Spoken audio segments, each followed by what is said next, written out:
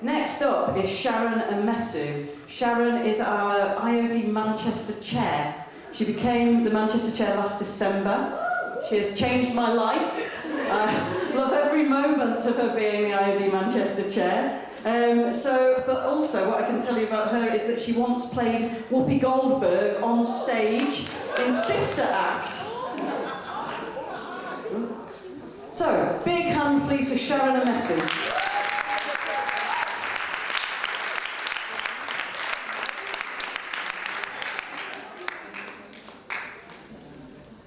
Please be upstanding.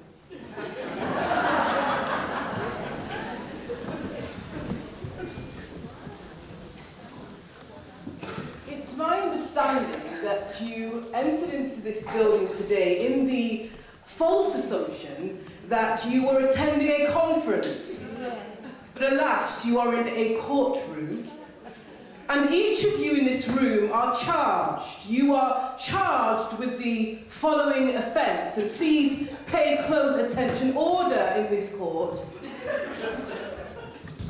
Please pay close attention to the indictment which everyone in this room now faces. You are charged with the following: failing to be bold, to be unstoppable, and to be you, contrary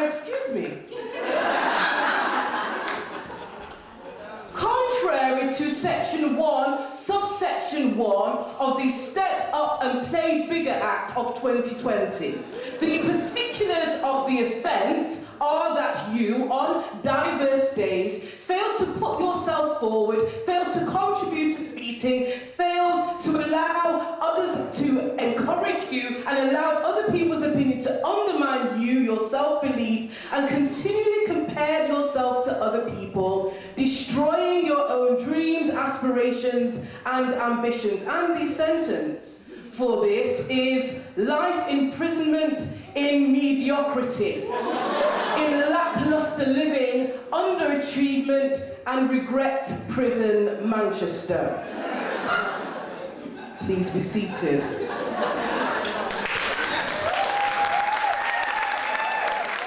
Order. Now, as it happens, I've been sent along today by His Honour to give you the opportunity to take the possible reprieve that the court is wanting to execute to you today. He has sent me along to enable you over the next 6 months to reflect on, plan, and execute your goals in order to ensure that you step up and play bigger. The hoots are not acceptable in this courtroom. Now, I have an able clerk. She's not dressed appropriately for the occasion, but we take what we get in this particular courtroom. And she will be handing out some sheets for you that have been prepared. And bear in mind, ladies and gentlemen, that I do have a life. But alas, the court ordered me to be here today, so please do take note. And I am sure that in this courtroom, because of course, in the 6 months, there will be no reprieve if you have not taken action. And there will be no excuses at all. So, you are about to receive 2 sheets of paper. Please take your sheets.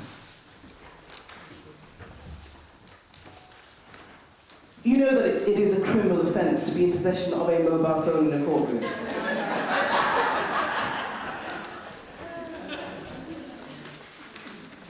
I'm finding our clerk somewhat tardy, and so I shall proceed forward in any event. For those of you who came prepared for court today, with some form of notepaper or pen, please take hold of that. And I'd like you to write down on the left side, are you paying attention? On the left side of a sheet of paper, I would like you to write the following, line by line. First of all, the letter D. The letter D.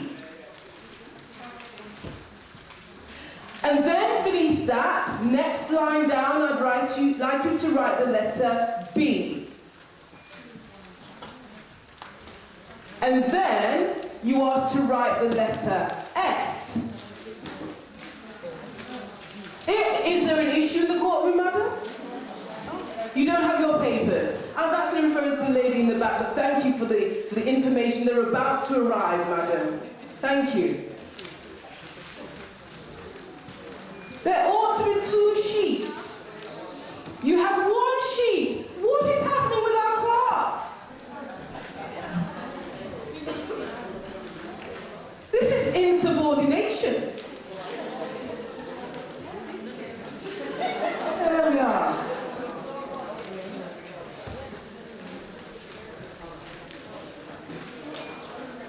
So you should have 1 sheet that looks like this. It's got a big orange wheel on it.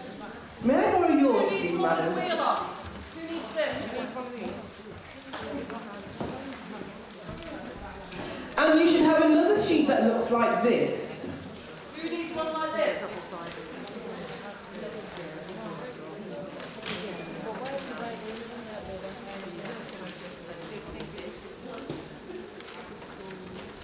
There are spare ones here.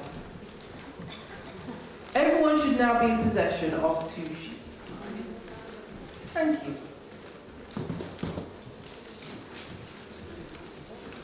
So please pay attention, put those sheets down. Please look at me, we're now looking at these initials that I made reference to. So, you should have so far a D and a B. Below that should be an S. Below that should be a U. Below that is another B. And finally an N. Do we have that? So your first letter is D, your next letter is B, your next one is S, next is U, next is B, your final one is M. So these are the instructions that the court has asked me to give you today to ensure that the next 6 months are ones where your reprieve is seized. I'm instructed by the court, first of all, that you need to dream bigger. So what often happens, I understand, I'm told, is that we limit ourselves and our expectations, and oftentimes that can be influenced by what we've seen around us and what we've experienced. Or it could be as a result of what someone has said about what you're capable of. And we can put a cap on what we're actually capable of. Now, I don't necessarily know everyone in the room. What I do know of everyone in the room is that you have not yet tapped in to even 5% of your potential. If you agree with that, you can say yes. Yes. And so, goodness me. And so, the court says to you today that it is vitally important for you to dream bigger. To believe that much more is possible for you. We heard earlier on from a witness in the courtroom as she attested to the fact that at the age of 50 she returned back to education to obtain a master's degree. And I believe once again that deserves a round of applause. You know, order! I believe it deserves a round of applause.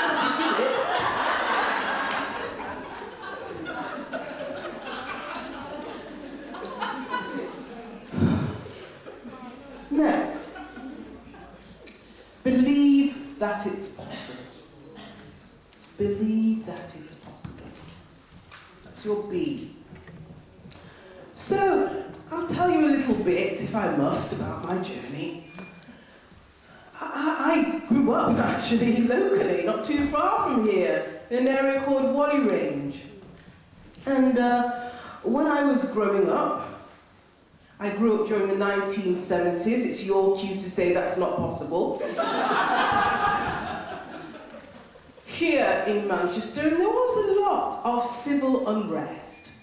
We had, of course, the Moss Side riots that they took place during the 80s and around other parts of the country, there were similar riots due to injustice that was taking place in the black community. And I had a sense early on of the connection between law and order in society, and so I had an ambition from the age of 14 to practice law, and I was encouraged by my parents indeed, and I went on this journey, and it got to the point in which I was actually able to secure a placement in chambers, and I started in chambers, and I was one of the only few black people, black women, to embark on this course.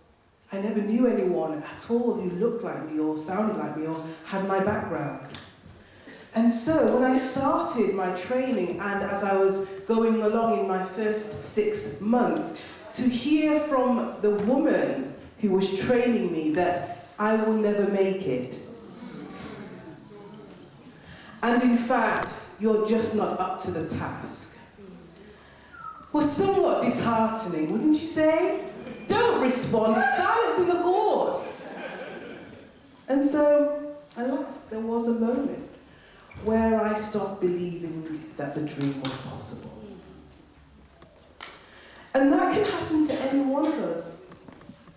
There will no doubt be times when we've experienced people saying, "You start a business? Don't be ridiculous. You pursue that career? Don't be absurd. Who do you think you are?" Thank you for the echo, madam.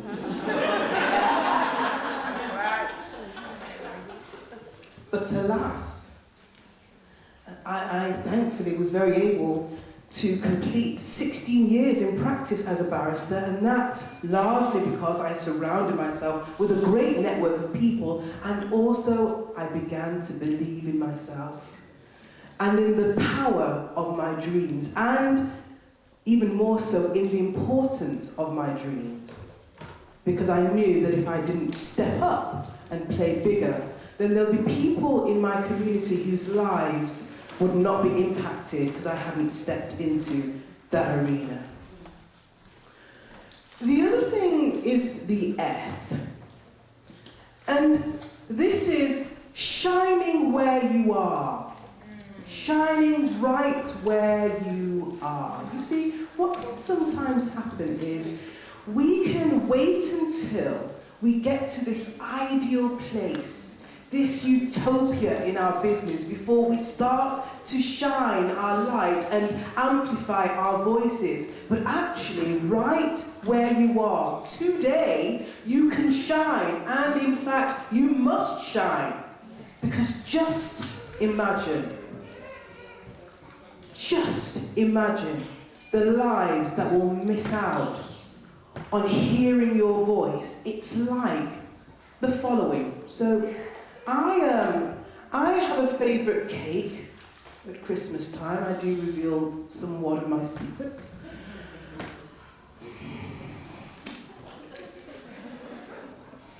You know that this is being recorded, don't you? And that the judge will see all laughing taking place in this courtroom, don't you? Well, I have a particularly beautiful cake that I receive at Christmas time. And this cake is a Jamaican cake. It's rich with rum. There's, no, God forbid. Rum? I don't drink rum, I just have it in cake.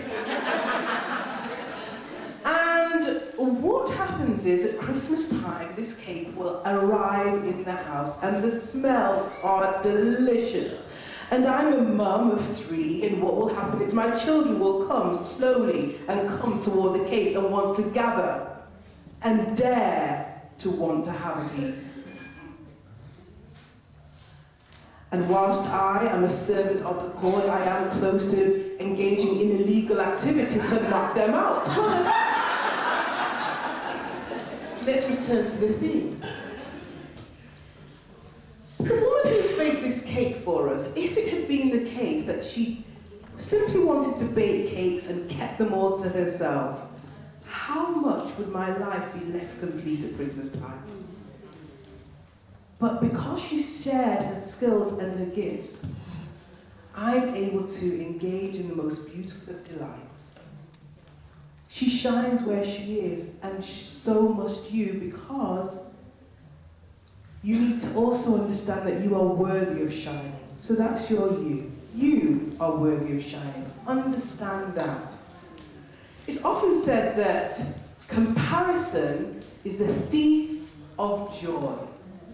And so I could be comparing myself to you and saying, look at how amazing you are, and look at your wonderful career, and look at what you've achieved in your wonderful family. Aren't you incredible? I could never be like you. And I could be stymied by the fact that I don't have what you have. And I underestimate my own worth. But understand that you are worthy of shining. You are. Next is O, that others need your light. Others, DBSU OBM. Do you have an O there? No. Do you not? Good Lord, you should. Add it immediately. Others need your light. O, DBSU O. Others need your light. It's a simple thing, isn't it?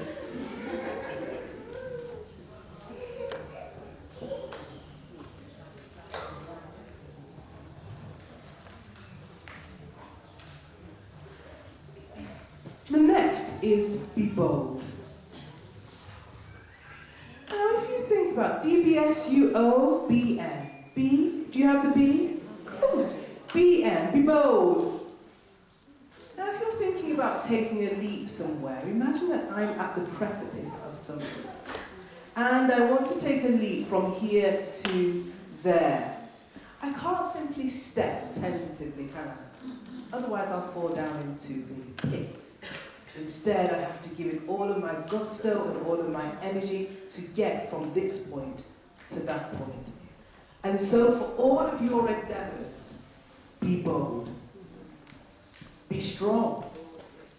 Be courageous. And finally, never give up. Never give up. Persevere. We have heard stories from witnesses today, haven't we, of how they faced knockback after knockback, no after no, door closed after door closed, and yet, because of sheer grit, will and determination and connection to their big purpose and why, they are here today celebrating achievement, because they determined that they would never give up. So, let us turn now to the sheets that you have in front of you. First of all, your big orange circle.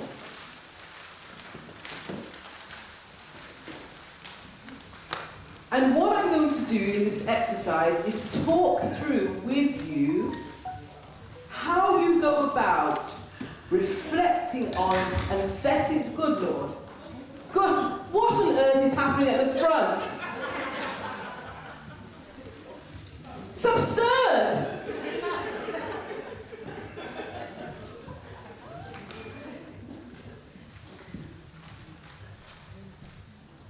So, you first of all have your life wheel. This is a tool that one can use to start to set goals. You'll see on that, Madam, may I borrow yours for a moment? Thank you very much, very kind. You'd have been contempt of court if you had said no. So first of all, you have around that circle a total of 6 categories. You have health and finance, relationships, career, spirituality, and personal development. And you have a number 1 in the centre and a number 10 on the outer ring. Do you see that? So what you would do in relation to any one of those is you would decide one would be not so good, not going well, not very happy for any of those categories. So let's take, for example, health and your well-being. Number 1 would be you're not happy with your health, you're not feeling very well, that you don't exercise, that you don't take, that you don't eat healthily, And so that would be number 1. Number 10 is that you're incredibly active and you're happy with your health and you're doing incredibly well. You're feeling good. So that would be 10. If you scored it at, for example, a number 3, then you would then ask yourself the question, what would the next level up be? What would number 4 look like? How would I feel if I was just one step up from that? Okay? Everyone have that so far? And then you would then reflect on the goals that would be needed to get you from number 3 to number 4. So turn over to this page here. That's on the back page.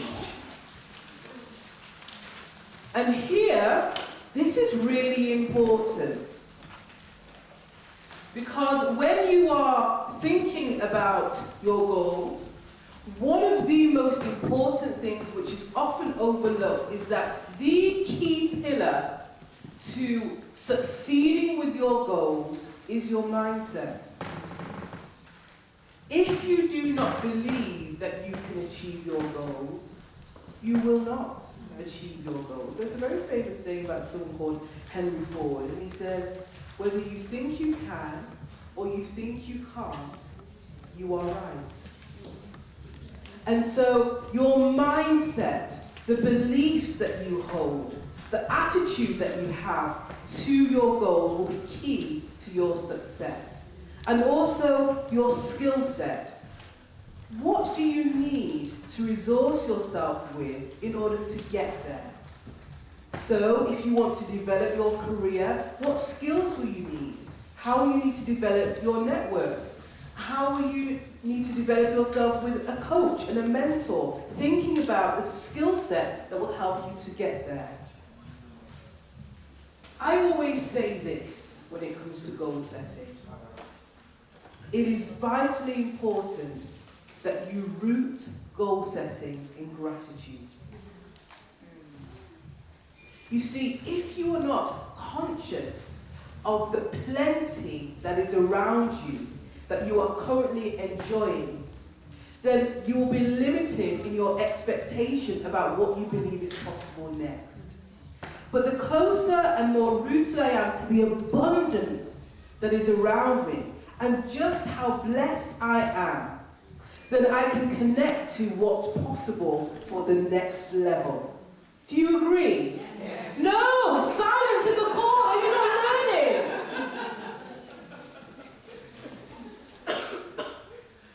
So be grateful. Start with gratitude as you start to think about your goals. Thank you. You can become... you can take their job after all. Thank you. Odette of Family Life. Nice to meet you. And also think about your purpose. Your why. Why do you want to achieve this? What do you want to do and why? Whose life will be changed by the goal that you set? What difference will it make? What impact will it have? Root it. Is there something wrong at all?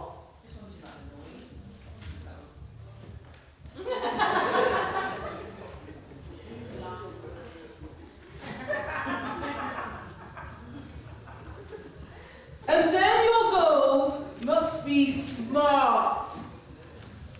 Be smart, not silly. Yes. Or distracted by noise. Yes. Because there'll always be noise, won't there? There'll always be things that will distract you, won't there? But we have to keep the main thing the main thing. There's a lesson right there. If you missed it, you missed it. So make your goals smart. Make them specific. Don't simply say, I want to lose weight. How much? How much weight do you want to lose? Don't simply say that you want to start saving. Save how much by when? Don't say you simply want to start a business. What business by when? Be specific. Make it measurable. How much? Make it attainable. You're not going to climb to the moon on a ladder. this afternoon. That's just not attainable. It's a high ambition, one never knows what might happen. Is that right, Doretta? But it's not attainable this afternoon, so make sure it is attainable and that it's relevant. We saw earlier on the tweet about living other people's dreams. Make sure your goal is relevant to you. That it's not simply what someone else wants for you to achieve, but what do you want to achieve? Make sure that it's relevant. And finally, that it's time-bound. That you put a point in time by which you want to achieve this. And that you keep a check as you go along as to whether or not you are on route to it. And your final worksheet, and this is of course for you to take home and to work through, as is the other sheet. This is a document that you are required by the court to work through, and you are to commit to a goal, and you are to commit to a goal by the end of today, and you are by the end of today to find an accountability partner. Say accountability partner. Accountability partner. Oh, that's totally unsatisfactory. The one time that the court gives you the opportunity to speak and is woefully inadequate. Can you say it again? Say accountability partner. Accountability partner. Can you say it the way I've said it, please? Accountability partner. Accountability partner. Thank you. That could be the lady next to you or not. You are to get an accountability partner who you will set a date with 6 months hence to confirm that the goal that you have set today, you have accomplished. Oh no, there's no amen! It's a court! Good Lord!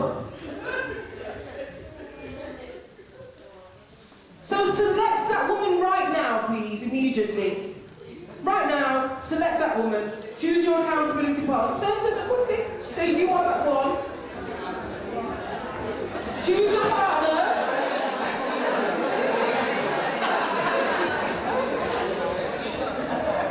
No! Someone nominated me, that's not acceptable. Okay, so the judge has indicated that my time is now up. Can you please be upstanding? The session is now closed. I wish you all well. Otherwise, you know, of course, the consequences of failing to act. Thank you.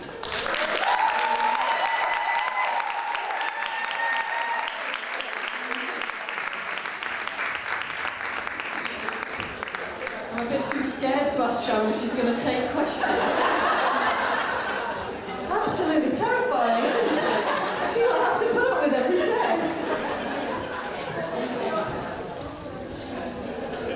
Are you going to take questions? Right, questions. Any questions for Sharon? Anybody brave enough? Okay, very brave person on the front. Were you the person who... Oh, you said no. Yes.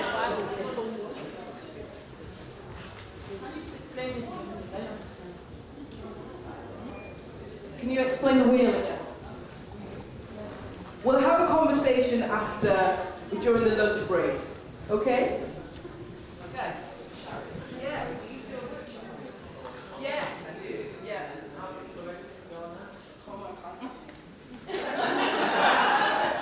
We'll have a conversation. I can arrange one. Lady, yeah. Hello, Sharon.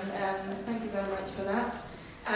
I like the way you, for me, I like the way you present yourself and the way you speak. You certainly don't sound like you're brought up in Wally Range. I really like that. Do you think, Sharon, do you think that it's really important for our young persons of colour to be presenting and speaking well in order to break through some of these ceilings? Thank you, great question. So, absolutely. What's happened with me, because oftentimes people say, you don't sound as though you're from Manchester. I am, I'm born and bred. And I'm a very proud Mancunian, so anything that you will hear or see about me will always have the fact that I'm a proud Northerner and proud Mancunian. What's happened over time, however, I think it's largely because of my career that my, not consciously at all, that my accent has waved. But whilst I'm in London, people can tell that I'm from the north, because they're based in. But what I would say is, be true to who you are. It's really important to be true to who you are, but also understand, as Olive was saying, that there's something about personal brand and culture and context.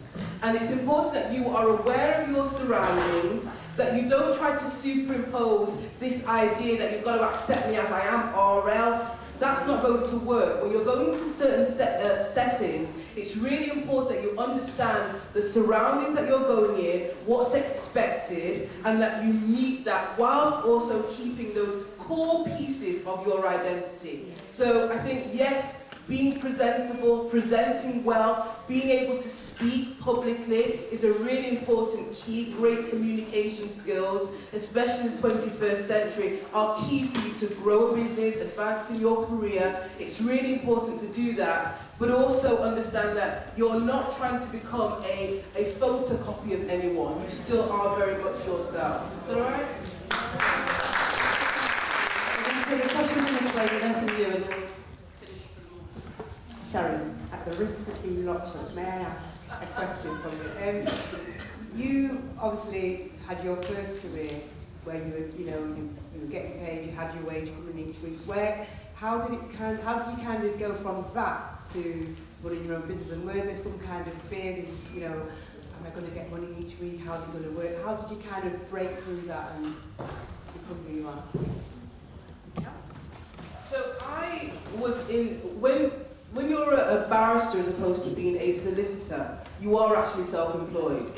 So you enter into the profession with that mentality that you don't have a regular income. So I was very much socialized into that way of thinking, of understanding that you have peaks and troughs in business. So I didn't have to make that sort of transition. The big transition that I had to make was when I was in Chambers, it was my clerks who did my marketing and selling of me. So that was a skill that I had to develop myself, which I continue to develop. And I don't think, especially when you're running your own business, there are so many advantages in that you're not working for someone else, there's no cap on how much you can actually earn, but you still always have that sense of, okay, where's the next contract coming on? Where's the next piece of business? Am I going to ensure that I'm covering all of my expenditure? So that doesn't go in that sense. It's just that you become more skilled, you start to project better, you think ahead, you plan ahead, etc. But it always sits there, there's always an undercurrent. It's just how you manage that. I think that I've become more skilled at that. Last question. Yes, Odette. Sharon has always been an inspiration to me, and such a mentor, just a light in my life, and I'm truly grateful for you, Sharon.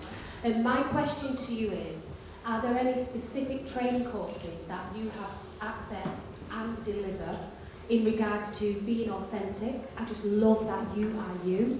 You embody Sharon Amesu. I don't see anyone else in front of me but Sharon, and that really inspires me. Being a true Manc that used to hate her own voice, didn't want to be heard, now I have my voice. My voice will be heard. I'm not going to be worried about the accent, I have something to say. So have you had any training around public speaking? Do you deliver any training around public speaking? If you do you have a calendar for the year so that we can get the dates in our diaries and we can be there? Well, I've employed her as my saleswoman. She's doing her job well, isn't she? Okay, so the reality is that for 16 years that's what I did. So my training was in the courtroom. we trained, so as a lawyer, as a barrister, you have 5 years of training. So that was 5 years developing my public speaking skills. And then 16 years in practice, so that's 21 years. So it doesn't just happen overnight, it's practice, but you have to start somewhere. So in answer to your question, it was that, but also alongside that, Odie, I also continue to develop myself, because you don't ever just arrive when it comes to public speaking. So I became a member of the Professional Speaking Association, and I pursued that route as a professional speaker, which is what I do now alongside other things. So I go along to workshops and training within the organisation. And in fact, what I did, one of the mentors, she's now passed, but one of the mentors in the organisation was called Joy Marsden. And Joy encouraged me to get involved in the competition. So I started doing some competitions and won a couple of the speaking competitions in there. So it's really about having a mindset of continuous learning. So the Professional Speaking Association, I highly recommend. I really, really do. Yes, I run workshops on public speaking, and if there's a significant number of people who would want to do that, then we can have a chat, and I'd be more than happy to serve you in that way. Could we give Sharon a